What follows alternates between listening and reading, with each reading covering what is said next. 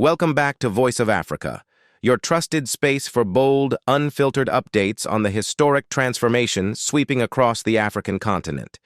We are absolutely thrilled to bring you this powerful new development, one that could change the course of African unity forever. Today, we take you deep into the heart of Central Africa, where Chad stands at a critical crossroads. Could this nation, long seen as a linchpin of France's strategy in the Sahel, be the next to join the Alliance of Sahel States, the AES, led by the fearless Ibrahim Traoré, alongside Mali's Assimi Goïta and Niger's Abdourahamane Tchiani? Before we dive in, we want to make something crystal clear. Voice of Africa advocates for peace, sovereignty, and self-determination. We do not support violence or conflict. Our aim is to inform, inspire, and provoke thought as we collectively imagine a better future for our continent, led by Africans for Africans. Now let's get into this explosive update. For decades, Chad has been one of France's most dependable allies in the region. Strategically placed, militarily strong, and diplomatically flexible, Chad served as a buffer, a base, and a bridge for French interests in Central Africa. But that long-standing arrangement is showing serious cracks. The recent move by Chad's government to terminate key defense agreements with France was not just a bureaucratic shuffle, it was a political earthquake. It sent a loud, clear signal to the world. Chad is no longer content playing second fiddle in its own story. This comes at a time when the AES, a revolutionary coalition of Burkina Faso, Mali, and Niger, is gaining traction across the continent. Their shared vision of breaking free from neo-colonial control and building a sovereign, united Africa has captured the hearts of millions. And now, with Chad potentially stepping into the circle, we could be witnessing the expansion of this movement from the Sahel to the very core of the continent. So why the hesitation? Why hasn't Chad officially joined yet? President Mahamat Idriss Déby Itno, a man navigating an incredibly delicate political landscape, is clearly playing a cautious game. He knows that aligning with the AES would be a declaration of ideological independence. It's not just about policy anymore. It's about principle. It's about identity. It's about choosing who your true allies are. Foreign powers or your own people. We've seen Déby begin to warm up to the AES, especially after hosting Burkina Faso's Captain Ibrahim Traoré in N'Djamena. That alone raised eyebrows and sparked speculation. Was this a diplomatic courtesy or the beginning of something much bigger? Let's not forget, Traoré, Goïta, and Tchiani are not just presidents, they are symbols of a new African order. Welcoming Traoré into Chad was more than protocol. It was an endorsement. But President Déby is walking a tightrope. Chad's internal politics are complicated, deeply tied to tribal loyalties, military factions, and elite interests. A sudden realignment could shake the fragile balance and provoke unrest.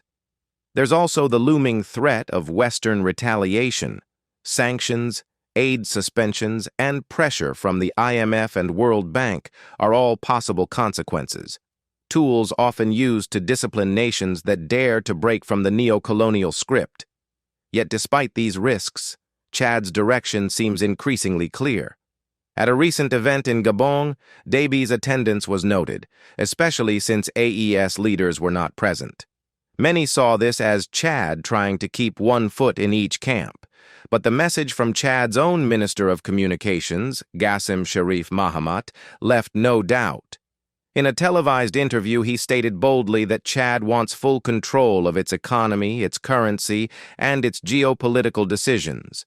He echoed almost word for word the revolutionary language of the AES, the language of sovereignty, dignity, and resistance. Such statements aren't made lightly. That interview was a litmus test. It was a political flare fired into the sky to see who would respond. And the response, especially from African youth and Pan-African thinkers, was overwhelmingly positive.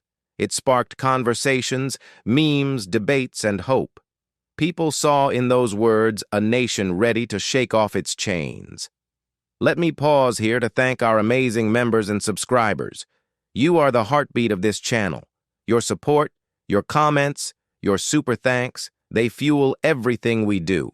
If you believe in what we're doing, if you want to see more stories like this brought to light, please consider hitting that super thanks button.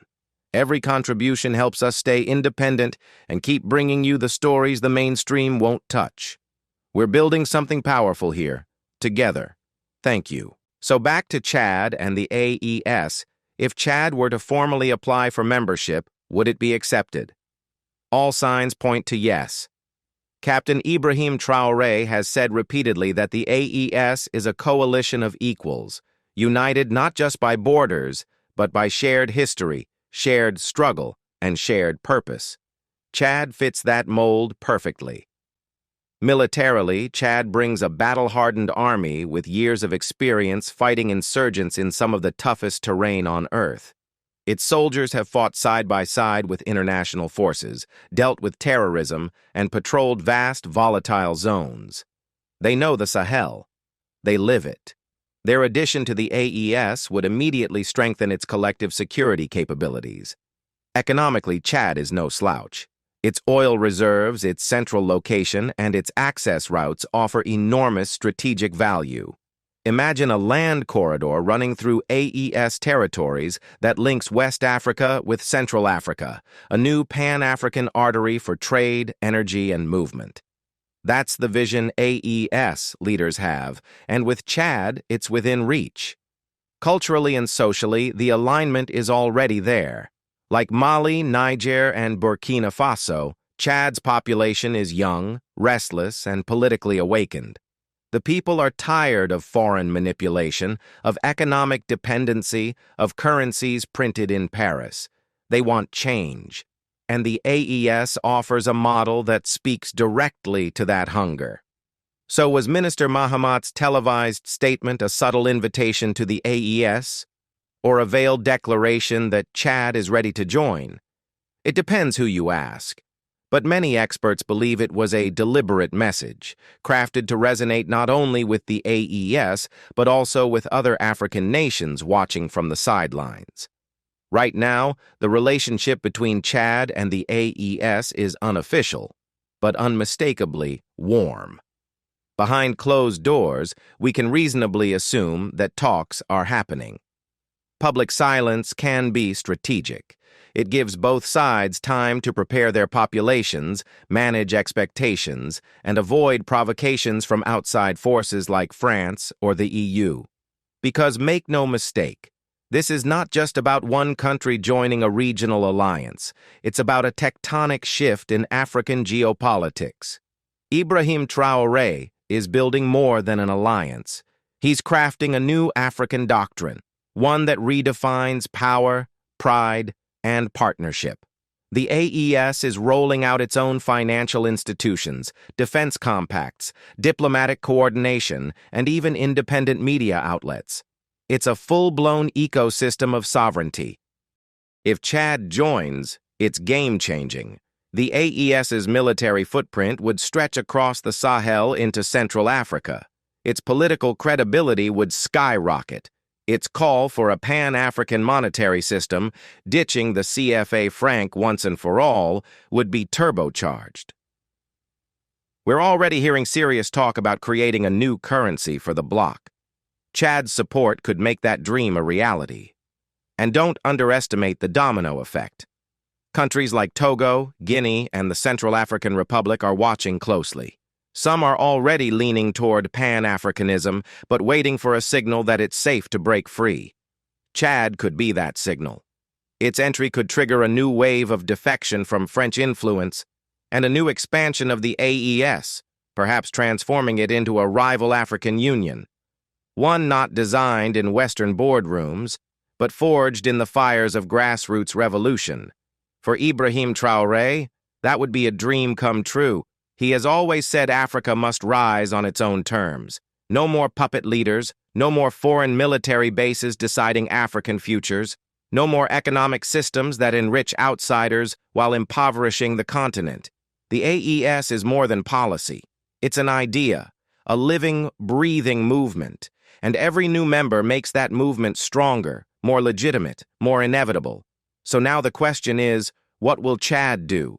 Will President Mahamat Idriss Déby Itno embrace the future and step into history as a founding figure of a new Africa?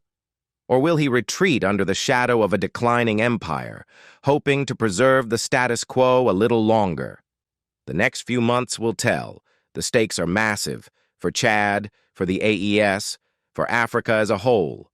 The world is watching, and so are we. Let us know what you think in the comments. Should Chad join the AES? Is this the beginning of the end for French influence in Africa? Can this moment spark the birth of a new African federation, one rooted in real sovereignty? Like, share, and subscribe to Voice of Africa, because Africa's future is being written now, and your voice matters.